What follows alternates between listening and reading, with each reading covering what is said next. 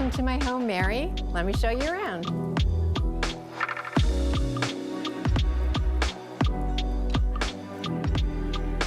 What I love about this room is this feeling of space and openness and airiness. Let me share some design tricks with you. First off, I have two sofas that are facing into one another, and they're upholstered in the same color fabric as the walls. That gives you a feeling of spaciousness. They're facing into one another, and then there's a narrow coffee table. Again, that adds to that open feeling, and it provides a space for people to just sit, hang out, and talk to one another. There's this console here and a beautiful piece of art in the center, and then I added the molding all around the room. But that center art is what gives the room balance and symmetry. And I'll admit, sometimes there's a TV there.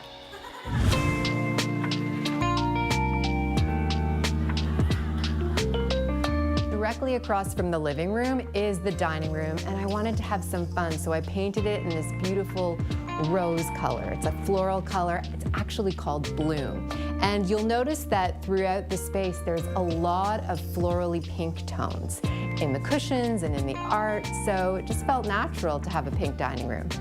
Even if you have a tiny dining room, don't think that you can't have lots of seating. So I added in a giant bench and then a couple of chairs. Of course, old buildings come with quirks.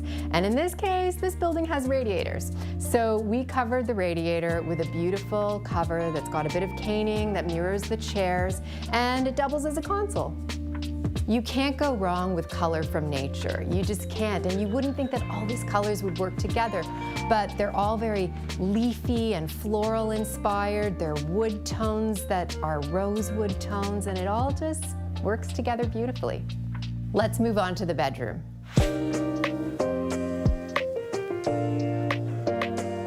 Whenever I can, I love to decorate with color. So in the bedroom, I've painted it this beautiful green and very, again, nature inspired. To me, it's like the next best thing to flowers. Of course, in the bedroom, you're gonna notice space. We've got lots of it. So I really wanted to create a symmetrical layout. We've got a king-size bed, two bedside tables on either side, and that really creates balance and symmetry.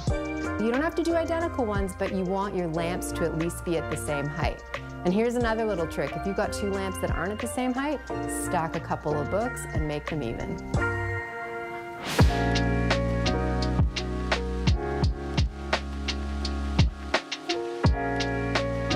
I really enjoyed showing you around. I hope that my space can inspire you to get creative in yours. Absolutely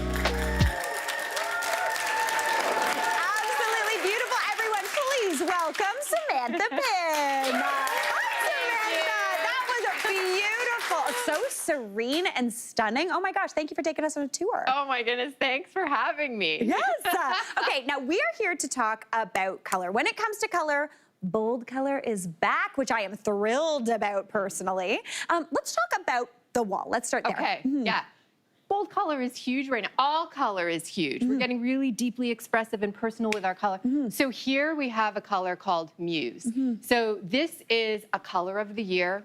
And we haven't seen this color since the 90s, right? It's new, it's nostalgic. This is from Beauty Tone at Home Hardware, and we used to call it hunter green or forest green. Yeah. Remember that? My bedroom was painted in, and I had a matching comforter and a bath. Oh, yeah, yeah. You know? But so now we're seeing it again everywhere, and we're gonna be seeing greens everywhere.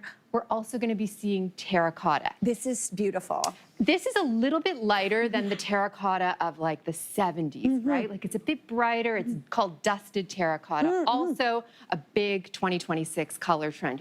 You're gonna see them in stores, on our socials. All we're seeing is color. And it's like, how do we use color so that, like you saw in my play, so that if you're a bit nervous about color, it's like, how do I get that really gorgeous, bold color without feeling like, oh my goodness, like I'm overwhelmed by this color and I don't know what to do. See, this is key. I personally am someone who tends to decorate when it comes to color like a clown. Like I love color.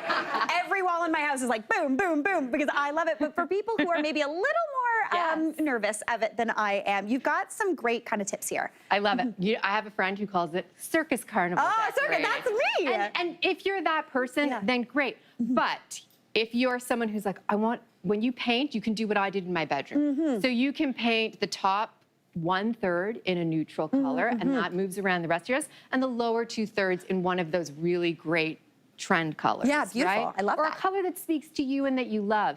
You can also do wainscoting. Then when it comes to furniture, you can go neutral. I think going neutral is the best thing if you have like a little bit of color makes you nervous and your palms sweat a bit. Totally, and also if you have neutral furniture, you can kind of keep up if you're someone who also wants to keep up with the trends as they're going. Because it allows you to switch things. So we have these really lovely tub chairs that are on a swivel base that are from HomeSense. They actually are swivel chairs. I love a swivel. I know. Yes. I know. Yeah. I used to spin as a kid. Yeah. But with, the wood so this is a creamy as a neutral. Then we have the wood detailing, also neutral, wood coffee table, touches of black, touches of gold, and then a sisal and wool rug. Those are all great neutral grounding pieces.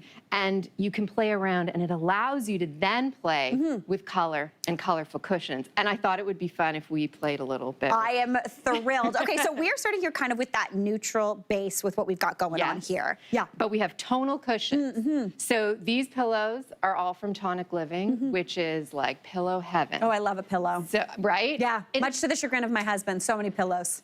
Yeah. Yeah, you can't sit on my sofa sometimes. You have to move them. But the power of pillows and the power of paint is incredible. And it's what stylists and decorators use to really tell the story and the color personality of who lives in the home. So this is tonal. Okay. So I've got tonal greens and just touches of blue.